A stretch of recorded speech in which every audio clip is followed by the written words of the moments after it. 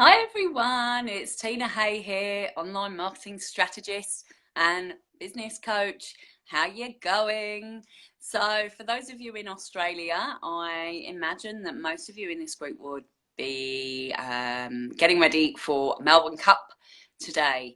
This is actually the first year that I haven't gone in the nearly 10 years of living in Australia. And there's a reason for it. So I'll explain in a sec.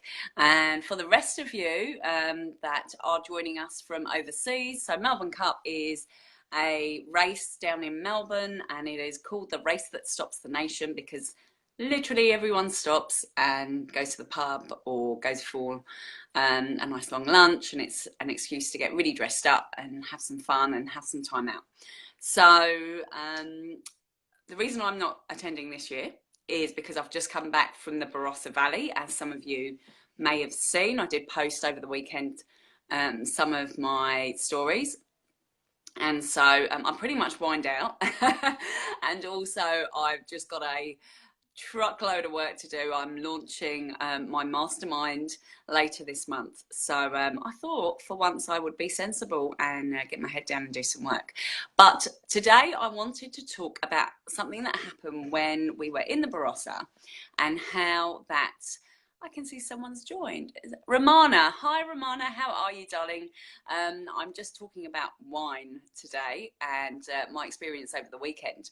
So at the weekend, I was invited to go down to the Barossa Valley with a group of people to, it was a retreat. So we were going to run, well, we ran a workshop for half a day for women in business and to work on their mindset and all sorts of exciting things. And the rest of the time we were going to wineries. So I'm not sure where you guys are from. Nikki, hello, how are you, sweetheart? So for those that are not from Australia, the Barossa Valley is a beautiful wine region in South Australia, and it's known for, it's absolutely stunning down there. I've never been. My husband, who is Australian, had never been, so we were absolutely blown away by how beautiful it was, and we can't wait to go back and take the kids, although I don't think we'll take the kids drinking wine. We might just explore a bit of Adelaide. So something that happened over the weekend was and this is where I'll get to how big business and small business are, different, and this is something that you can use in your own business. So we visited quite a few wineries over the weekend, and we also, the last winery on Saturday that we visited was a very big brand. I'm not sure if I should say their name or not, but I will. It was Jacob's Creek.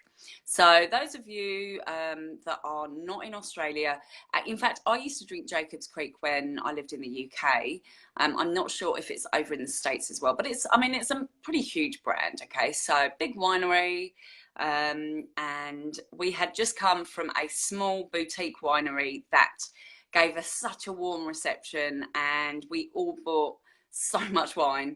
And they were knowledgeable, they were personable, they took the time to talk to us, answer our questions, and it was such a lovely experience. It really was. And we went from that to Jacob's Creek, where we didn't quite receive the welcome that we had at the smaller winery. And it was insinuated that many of us were actually drunk, which we weren't. We had been to two wineries that day. Two wineries? A winery and a brewery. So if you can imagine, when you go for a wine tasting, for those that haven't, on average, you might have, say, one and a half glass of wines over the course of the tasting. I can't imagine it being a lot more than that, because each tasting you get a teeny tiny little bit. And then, at the brewery, some people had a beer, some people had another wine, some people had nothing. And so we then arrived at Jacob's Creek, and just the reception we received was really not very welcoming. We were probably one of the last tours of the day, so the guy that was presenting all of the Jacob's Creek wines was clearly over it by then, and it kind of left us all with a really kind of sour taste in our mouths. And with Jacob's Creek being such a huge brand, it was really disappointing. You know, and many of us do drink Jacob's Creek. In fact, Nat, the lady that organised the retreat, buys, you know, cases of the, I can't remember which one, but they're bubbles, she was saying, for all her events. So she runs monthly events and has been doing for the last, you know, 4 or 5 years from memory. But Nat, if you're watching, then just comment below and let me know if that's actually right. But so, you know, every week she's buying these cases of Jacob's Creek sparkling, and you know, that kind of left us with a, well, you know, I'm not going to be buying any Jacob's Creek anymore. And it wasn't so much the, oh well, you know, so what, a few people won't buy it, it doesn't matter because they're such a huge brand. But it really got me thinking about how smaller businesses really do give such a much more personable service.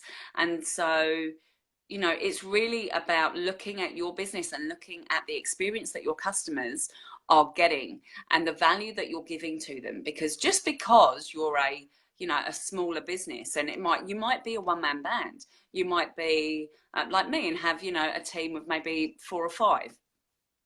But what are you doing to really stand out to your customers and making them feel that warm and fuzzy feeling, which is what we, you know, what we try to do. Louise, where am I going today? Come and join us. I'm actually, Lou, I am staying home. I was just saying, I'm actually working from home today on my launch of my mastermind, so I'm behaving. But watch this video later because I'm talking about the difference between big brands and small brands, an experience that we had down at the Barossa. So so just going back to my message, you know, have a look at your business and have a look at your customers, even if you've only got 2 or 3 customers and they're your main customers.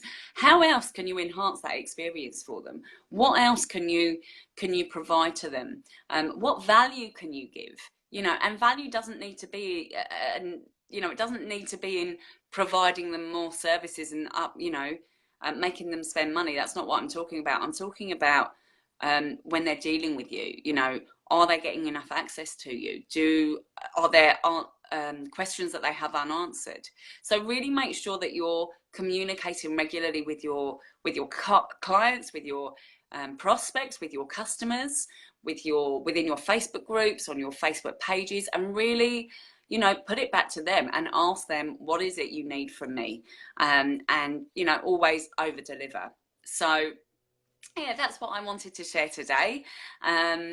You know, it was a shame that we had that one experience, but the good news is every single one of the other wineries and breweries and cheese factories that we went to were absolutely beautiful and amazing. And we bought, I mean, everyone just bought so much stuff, it was ridiculous. You know, I've got cases of wine arriving any day now, which I'm quite excited about. And what I might do is actually the one winery that stood out was Taste of Eden. So I'm actually going to link to their page in this post, in this post. So if you want to go and check them out, and they do the most beautiful Riesling and Vermentino, I think it's called.